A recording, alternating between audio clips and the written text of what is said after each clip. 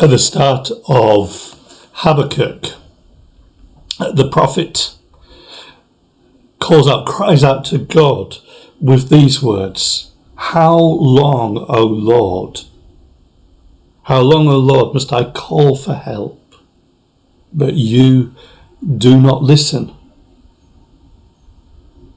Then, in verse 5, the Lord replied, "Look around at the nations, look and be amazed, for I am doing something in your own day." How long, O Lord? Why do you not listen? Look around and be amazed, for I am doing something in your day. Mike Ovey, who was the principal at Oak Hill Theological College when I was a student there, used to challenge students with this question: will you allow God to disagree with you? Will you allow God through his word? Will you allow the Bible to disagree with you? Mike made this point: how do you know that your friends are real and not imaginary? You know that your friends are real because they disagree with you.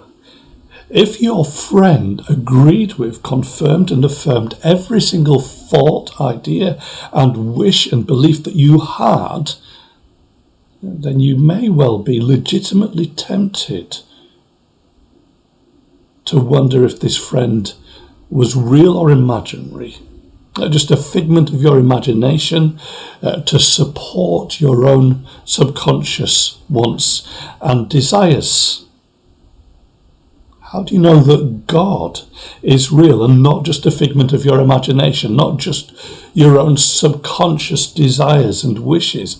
How do you know that it is God speaking to you and not just your inner feelings and thoughts? Just your own preferences and wishes, and you using the concept of God to give support for what you want to do. Mike would say this. Mike would say it's because God disagrees with us. He challenges us. He rebukes us. He gets us thinking. He gets under the skin. That is what God does. And that is so different to an imaginary friend. It is so different to so much of religion and philosophy today that confirms our biases. So one of the things I want us to do as we look at Habakkuk together is to see how God does that with Habakkuk. The whole prophecy is set out as a conversation. And there are three parts to the conversation. It starts with Habakkuk bringing his complaint, his grievance, his lament to the Lord. And then God responds. So Habakkuk starts with this complaint. Look at what is happening, God. Why are you not acting? Why are you not listening? Why are you silent? And God responds at the end of chapter 1 from verse 5 onwards by saying, I am acting. Look and see what I am doing. And of course, the answer that God gives is, I'm bringing judgment through the Babylonians, through this terrible enemy. And that is not what Habakkuk wants to hear. God disagrees with Habakkuk, not just to tell him that he is listening, he is acting, when Habakkuk thinks he is inactive, deaf and silent. But also God disagrees with Habakkuk by saying, the answer I am giving is not the one that you would have wanted or asked for or hoped for or expected. And so Habakkuk then comes back to God. There's further outpouring of grief, of complaint, of lament, as he realizes that things are even far worse than he thought they were.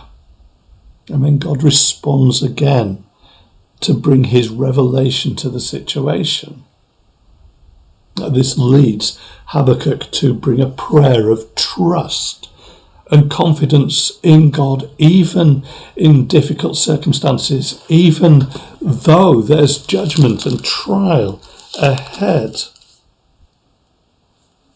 It says, even though the fig trees have no blossom and there are no grapes on the vines, this is chapter 3, verse 17, even that the olive crop fails and the fields lie empty and barren, even though the flocks die in the fields and the cattle barns are empty, yet I will rejoice in the Lord. I will be joyful in the God of my salvation.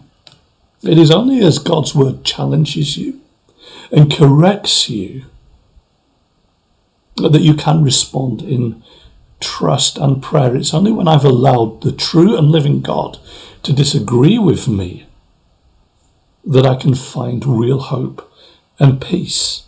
And I find that because whilst when a human friend disagrees with me, we debate it, we discuss it, and sometimes my human friends are right and sometimes they're wrong, sometimes I'm right and sometimes I'm wrong. When God disagrees with me, I have to recognize, I have to accept that he is always right. And so my response should not be to argue with him, to try and persuade him that he's got it wrong. My response needs to be to listen and to accept his challenge and correction. So God will disagree with me.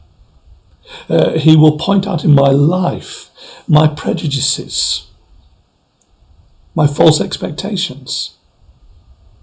He will show up sin in my life so that when I think I'm doing better than I am, that he shows how far short I fall of his glory. That when I think that I am being humble and loving, he will expose my pride and my selfishness. God will disagree with me when I am complacent. God will also disagree with me when I am despairing.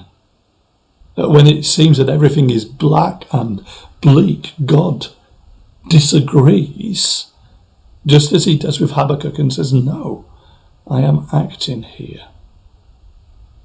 And God will disagree with my plans, my ambitions, my dreams, to say, I have a different plan, a different way forward for you. In what ways is God speaking to you and challenging you today? Will you allow God through his word to disagree with you?